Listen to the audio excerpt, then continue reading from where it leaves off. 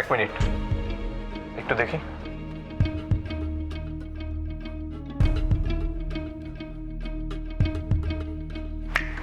কি হলো ঝিলমিল, কি ভাবছো?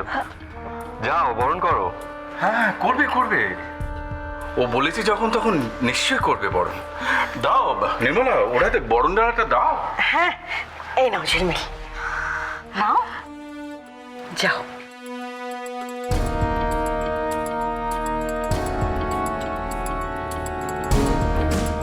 মা তোমরা উলুটুলু দাও, আমি শাকটা বাজাচ্ছি।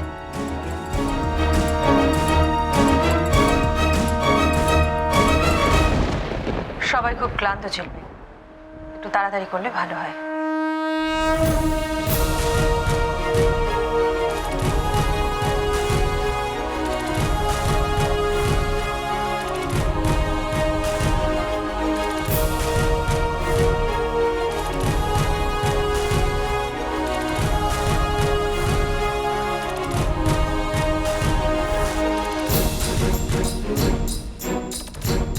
বহুত শিয়ানা হয়েছিস তুই, শোধটা খুব ভালো করেই নিলি না? সব প্ল্যান ভেস্তে দিয়ে এভাবে অপমান, এগুলোর কোনোটা আমি ভুলবো না কনক।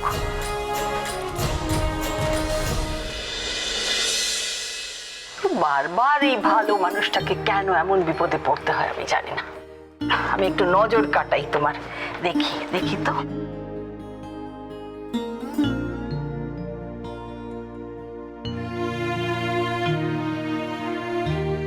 দেখি বা হাতটা দেখি।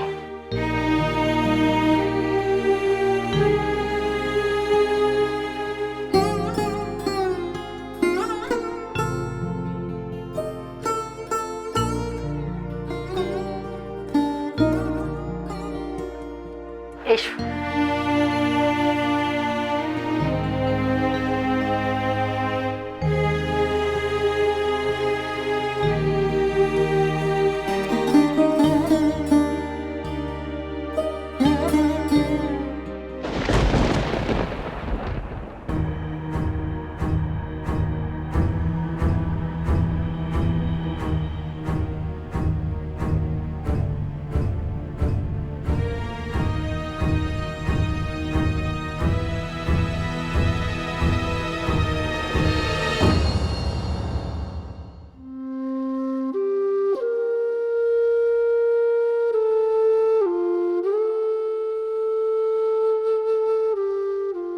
তোর বৌরানী এসে গেছে, যা একবার বৌরানীর সাথে কথা বলে সব ঠিকঠাক করে নে।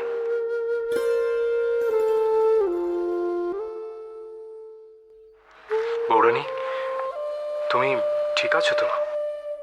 এই বাড়িতে সবার মাঝখানে থাকলে আমার খারাপ কিছু আর মনেই পড়ে না। আমার জন্য সবাই খুব চিন্তায় ছিল, তার জন্য আমি খুব খুব দুঃখিত।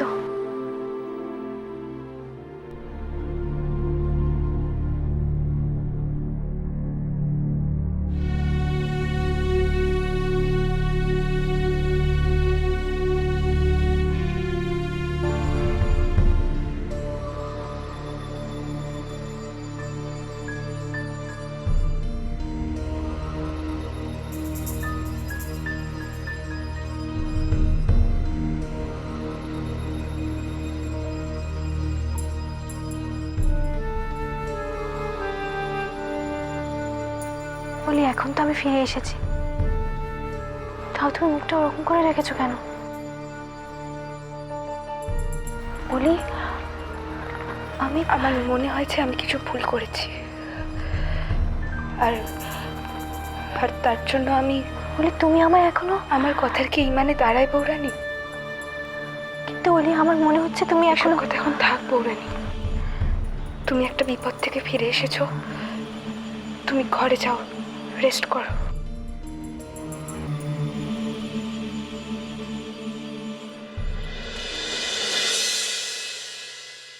কনক, তুমি ফিরে এসেছো?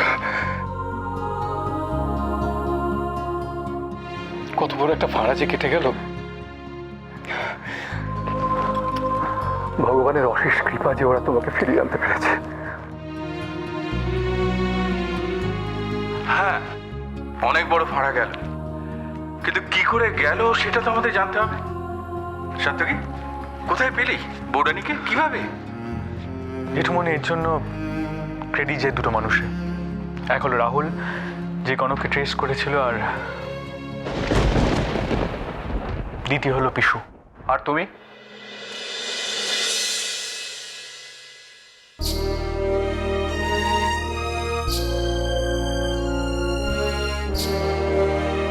কনককে বাঁচাতে আমার কোনো কথা না শুনে, এত রিস্ক নিয়ে, কোনো কিছুর পরোয়া না করে ক্রিমিনালদের ডেরায় ঢুকে পড়লে তুমি, আর ক্রেডিট দিচ্ছ আমাদের। তোমার কাছে তো একটা স্টুপিডিটি মনে হয়েছিল। মনে হয়েছিল, কিন্তু সাত্তকী আমি মনে মনে জানতাম যে আমরা যে যাই করি না কেন, আলটিমেটলি কনককে তুমি ঠিক রেস্কিউ করে আনবে। আমি একটা কথা বুঝলাম, বেশিরভাগ ক্ষেত্রেই বেশি ভেবে এগোতে গিয়ে আমরা অনেক ক্ষেত্রে পিছিয়ে পড়েছি। বারবার আমরা স্পটগুলোতে রেড করছিলাম, কিন্তু আমাদের চোখের উপর দিয়ে কনককে নিয়ে দেবুরা বেরিয়ে চলে যাচ্ছিল। তাই একটা কথা বুঝলাম যে সবসময় মাথা দিয়ে নয়, কিছু কিছু ক্ষেত্রে মন যা বলে সেটাও শুনতে হয়। কি বলছো পিসু? আমি অনেকগুলো জায়গায় বোকাময়ী করেছি। তুমি না থাকলে আমরা ওখান দিয়ে বেরিয়ে আসতে পারতাম না। সাত্তকী বাবু, আমি আইপিএস হিসেবে আমার পাওয়ার দেখাতে পারি, কিন্তু আলটিমেটলি কিন্তু হিরোইনকে তুমি উদ্ধার করেছো। আরে যে হিরোইন, তুমি নিজেও জানো না যে তুমি নিজে বিপদের মধ্যে পড়ে গিয়ে কত মেয়েকে অনেক বড় বিপদের হাত থেকে রক্ষা করেছো।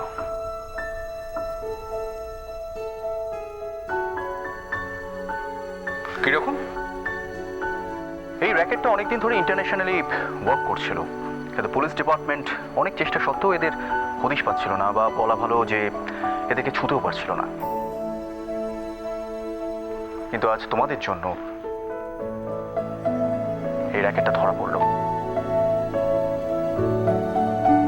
Thank you. কি বলছো তুমি মার্থ? এটা তো পুরো ব্যাপারটা একটা ফিল্মি ব্যাপার। শুনেই তোমার এখন মনে হচ্ছে? আরে ক্লাইম্যাক্স দেখে তো আমি ভেবেছিলাম বোধহয় সাত্তকী ভিলেনকে মেরেই ফেলবে। Really? কি বলছো? সাত্তকী পিটিয়েছে?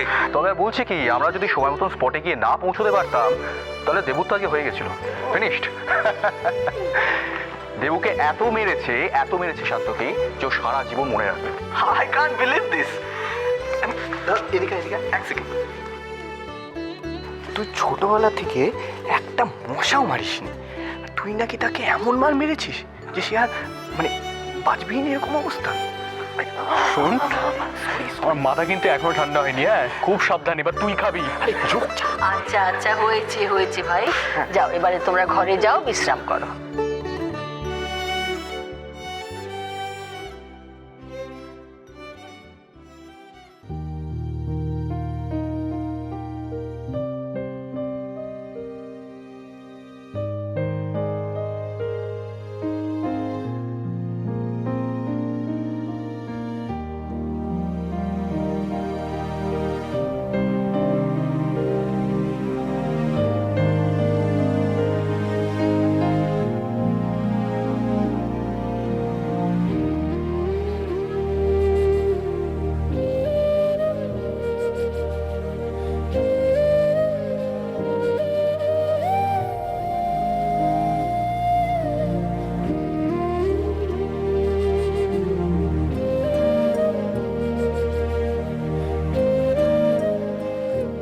রাঙামা, মা, বড় মা, তোমাদের সবার আশীর্বাদে আমার বড় কোনো বিপদ হয়নি।